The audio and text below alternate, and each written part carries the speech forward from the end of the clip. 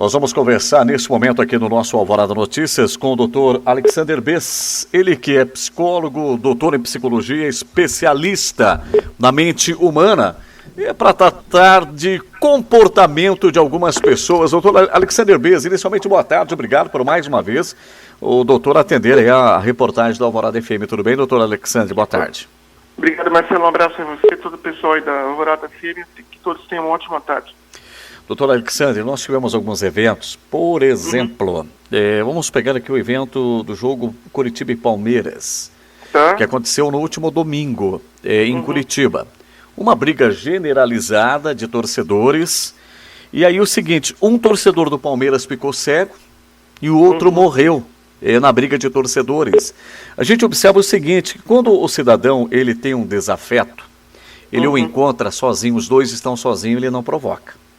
Mas se ele estiver acompanhado de um grupo de amigos ou de companheiros de trabalho, ele provoca esse desafeto. Por que o ser humano ele faz esse tipo de coisa? Porque ele tem esse comportamento, doutor Alexander, estamos recorrendo ao senhor aí, que é uma referência mundial no comportamento humano. Obrigado, Marcelo. Obrigado, seu estudante ainda. Bom, vamos lá. Em primeiro lugar, é importante analisar a personalidade dos envolvidos. Esse é o primeiro efeito. Quando você tem, Marcelo, uma personalidade neurótica, raramente vai ter esse tipo de conflito. Uma pessoa neurótica que vai ver o seu jogo e o seu time perdeu ou ganhou, ou houve alguma coisa ali, ela vai sair de lá triste. Provavelmente ela vai afogar suas mágoas de outras maneiras, como, por exemplo, uma recorrência a uma bebida alcoólica, alguma coisa assim, nesse sentido. Quando você tem outras instâncias de personalidades envolvidas, e principalmente não só de caráter psicóticos, mas também onde há prejuízo neuropsicológico ou neuropsiquiátrico em função dos controles dos impulsos mentais, do controle dos impulsos da agressividade, é aí que entra o problema. Aí, essa questão do grupo, negativamente, infelizmente, é essencialmente fundamental para que um se alie ao outro, né? E para que essa pessoa também não possa ali se sentir sozinha nesse grupo, porque tem pessoas que precisam, Marcelo, estar inseridas em algum grupo. Mesmo, existem estudos interessantíssimos sobre isso, daria para a gente falar aqui, fazer um livro sobre isso, 2, 3, 4 livros sobre isso, a gente fica até os próximos 10 anos falando. Agora, algumas pessoas que quando passam por esse motivo, nossa, eu não vou fazer nada, mas se o meu colega fizer, eu vou entrar junto para não se sentir sozinho. O cérebro, ele dá uma mudada nesses controles de impulso, aonde você perde o foco interno. Eu vou tentar explicar da maneira mais simples, com termos menos científicos possíveis. Você perde o seu foco interno, Marcelo, fala você e todos os seus ouvintes aí da Alvorada FM, e você perdendo o seu foco interno, você perde duas coisas. Primeiro, você perde a sua qualificação em pensar, o seu pensamento é alterado, e além do seu pensamento alterado, seus próprios engajamentos pessoais são prejudicados. Em função disso, você perde a normalidade de você interagir socialmente e você adentra numa anormalidade aonde você vai juntar com o aspecto crítico daquele outro que está fazendo ação.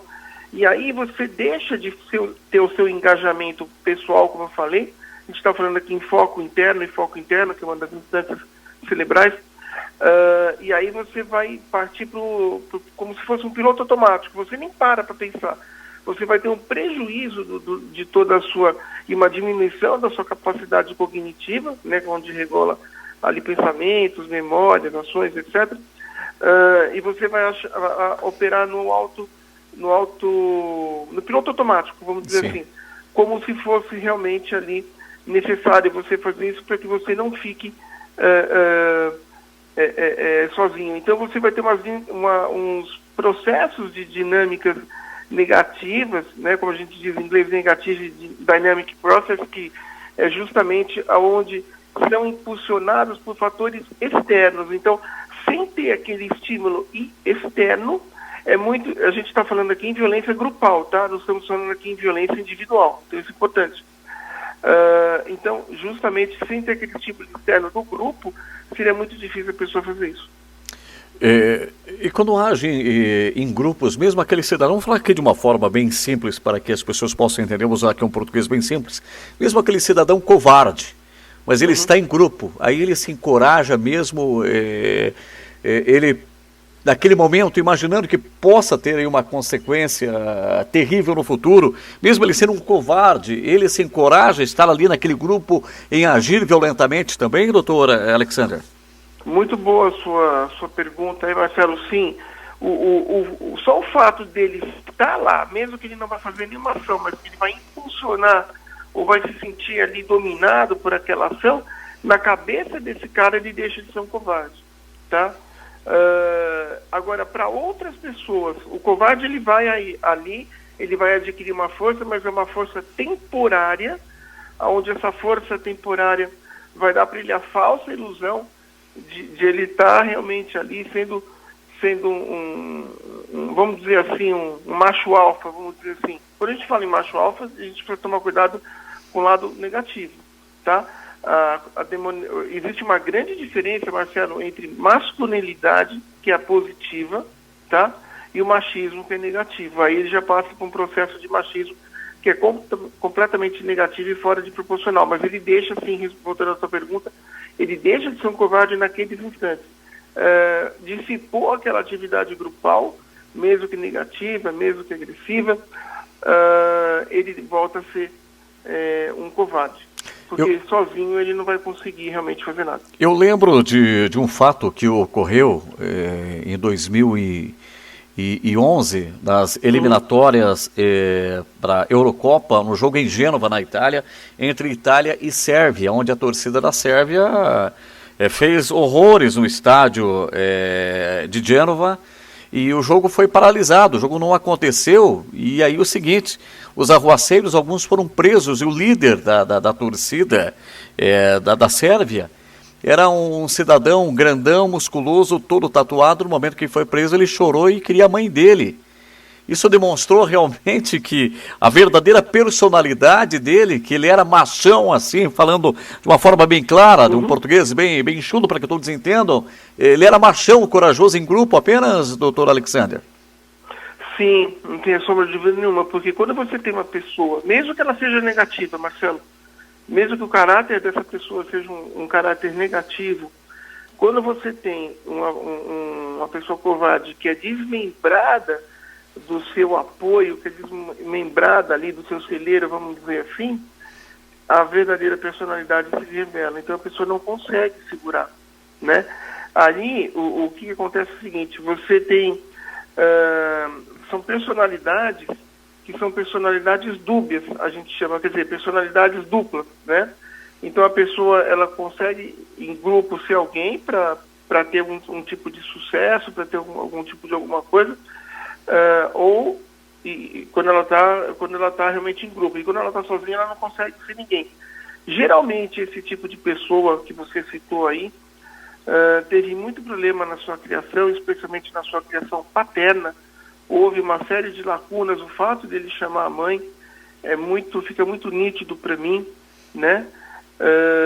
Aonde realmente ele não tinha essa fortaleza toda. Porque veja, Marcelo, a fortaleza externa, ela pode impressionar, ela pode causar algum certo frisson na praia, alguma coisa assim, mas se você não tiver acompanhado juntamente dessa fortaleza externa, uma fortaleza interna e justamente um caráter ali íntegro, de nada que essa fortaleza externa vai ajudar, né? Existem ainda outras pessoas que não necessariamente são covardes, mas que, como esse cara que você citou, que não tem a sombra de dúvida nenhuma, que aí mostra, que não aceitam, né, justamente pelas criações que tiveram, aí tanto paterna ou materna, ou uma fragilidade materna e um pai mais violento, alguma coisa assim, não aceitam a exclusão social. E aí tendo uma tendência a um caráter psicótico, mesmo quando a gente fala tendência, caráter psicótico, é que a pessoa já tem a personalidade psicótica, mas não desenvolveu, e precisa de um gatilho para que isso desenvolva. E esse gatilho muitas vezes pode ser a exclusão social, né? Sim. E aí quando você tem uma exclusão social, um bullying, vamos dizer, eu estou falando aqui principalmente em escolas, ou até em congregações, ou até em empresas, essa exclusão social, ela vai levar, Marcelo, e vai liderar a grandes massacres em massa, que é o que acontece ali nos Estados Unidos. É diferente do serial killer, tá? É muito diferente. Quando você tem um massacre, um assassino em massa, um murder mass, como a gente fala em inglês, geralmente é um evento só, Marcelo, é um evento só, tá? Sim. Ocorrido, independente, tem que ter, para ser considerado esse tipo de massacre, e estar envolvido também nessa exclusão social, tem que ter pelo menos, pode ter 60 pessoas, mas tem que ter no mínimo de 3, para considerar um massacre social. Doutor Alexander, eu gostaria de fazer uma pergunta. Eu fico observando esses membros de torcidas organizadas, não só no Brasil, mas no mundo todo. A gente vê, são comissários de bordo, são médicos, dentistas, advogados, vendedores, operários, gente de todas as classes e algumas pessoas até com referências profissionais. Não tem que ser estudadas. Por que elas se transformam em verdadeiros animais? Esse pessoal não deveria ser estudado, doutor Alexander? Sim, você está falando, existe esses estudos. A gente chama de anatomia da violência, tá? É muito, muito, muito boa a sua pergunta de novo. O fato de você ter uma profissão, Marcelo, não vai te dar imunidade de você não agir antagonicamente ao que você deveria agir, quer dizer, agir ao contrário daquilo que você devia proceder no seu dia a dia, né? Quando você fala em agressividade, geralmente todos os agressores, todos os psicopatas, sociopatas, estupradores, etc., tem sempre problemas no córtex e no pré-córtex frontal. Se você pegar essas e aí acho que é uma resposta boa para a tua pergunta.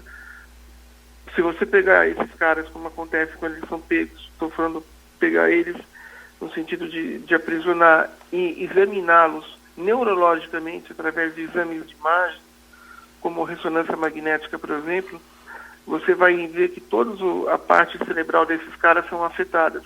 Por isso, Marcelo, que psicopatia e comportamentos agressivos não tem cura, porque são formações morfológicas cerebrais que a pessoa pode ter nascido assim. Por exemplo, num pato, por exemplo, olha como é muito simples isso. Você tem ali uma pessoa que vai dar à luz, uma mãe que vai dar à luz a uma criança. Essa mãe e esse pai nunca tiveram na sua família nenhum histórico de violência, não tem nenhum avô, nenhum bisavô, nenhum tataravô, nenhuma tataravó, nenhuma bisavó, nenhuma avó que tiveram algum tipo de comportamento violento ou prejudicial do ponto de vista social. E ali, quando você tem esse pato, se tiver um segundo, Marcelo, apenas um segundo, ou até alguns centésimos de segundos, e aí que vai estar totalmente a diferença, de falta de oxigenação, automaticamente no nascimento essa criança já nasce psicótica. E aí, no futuro, a psicose, algumas psicoses desenvolvem na infância, e é muito perceptível na infância, outras, o comportamento violento só vai se desenvolver ali na metade da adolescência, no início da fase adulta. E geralmente, e quando você se alia a algum grupo, é justamente ali que você pode ter esses monstros, como você falou, independente de quem seja um médico, seja um advogado, seja um professor, alguma coisa assim, não importa. Então, justamente os estímulos externos podem desenvolver uma pré-condição existente que estava, como a gente fala, latente, quer dizer, que estava ali escondida, e depois ela passa para o conteúdo visual, que a gente chama de conteúdo manifesto. É mais ou menos isso.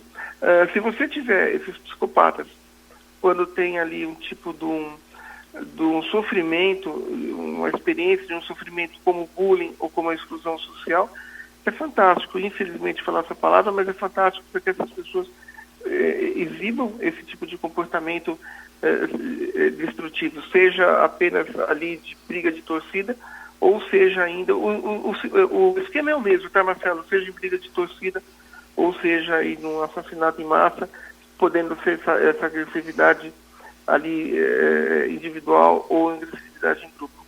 Doutor Alexander Bess, doutor em psicologia, especializado na mente humana, obrigado e por mais uma vez ter dado uma aula aí para a nossa equipe, para o nosso ouvinte também.